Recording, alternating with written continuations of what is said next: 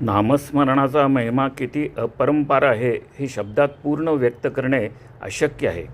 तरीही त्याच्या गूढतेचा एक सूक्ष्म पैलू आपण समजून घेतला पाहिजे.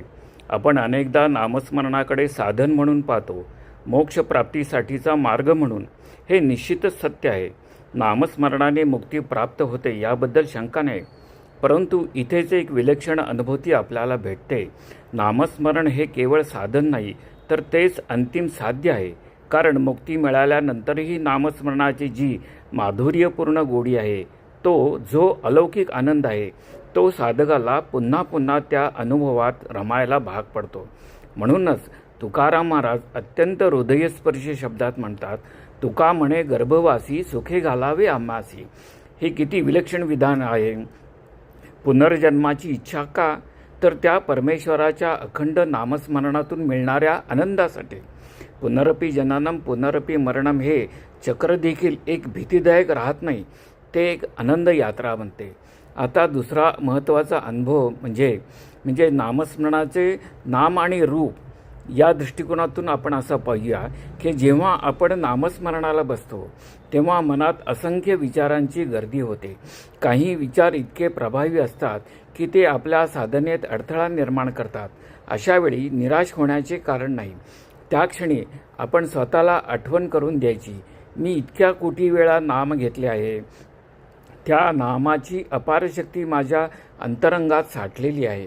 ही जाणीव होताच मनात एक नवीन ऊर्जा, एक नवीन आत्मविश्वास जागृत होतो आणि मग ते विचार जे आपल्याला अडवत होते ते आपोआप क्षीण होऊन जातात. आता हे अधिक सुंदर रीतीने समजून घ्या.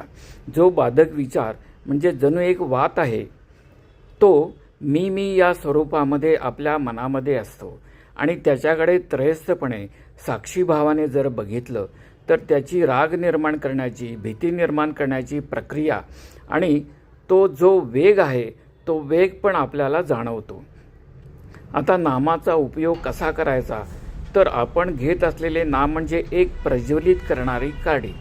आपण त्या नामरूपी काडीने या वातीला म्हणजे या मीला स्पर्श करतो आणि अचानक प्रकाश प्रगट होतो. जसं आकाशातील ढग गेले की सूर्याचा लखलखीत प्रकाश दिसतो. एकदा का हा प्रकाश प्रकट झाला की काडीचा आणि वातीचा विसर पडतो. फक्त प्रकाश उरतो आणि या सर्व प्रक्रियेमध्ये फक्त नामावर लक्ष केंद्रित करायचं एवढे मात्र जमलं पाहिजे. म्हणजे नामाची रेषा लांब करायची, म्हणजे आपोआप विचारांची रेषा कमी होते. तसंच नाम आणि रूप यांच्याही पलीकडे जाऊन साधक त्या चैतन्यमय प्रकाशात विलीन होतो. तो प्रकाश म्हणजे कुटस्थ आत्म्याचा प्रकाश, नित्य, शुद्ध आणि चैतन्यमय. या प्रक्रियेत काय घडतं? अहंकाररूपी मी हळूहळू विरघळू लागतो. देहाशी असलेली ओळख कमी होते आणि आत्म्याशी असलेली ओळख दृढ होत जाते. देहबुद्धीतून आत्मबुद्धीकडे प्रकाश सुरू होतो आणि शेवटी साधक त्या आत्मस्वरूपात स्थिर होतो, जिथे केवळ आनंद आहे, केवळ शांतता आहे आणि केवळ अद्वैत आहे. हीच खरी नामस्मरणाची महती आहे.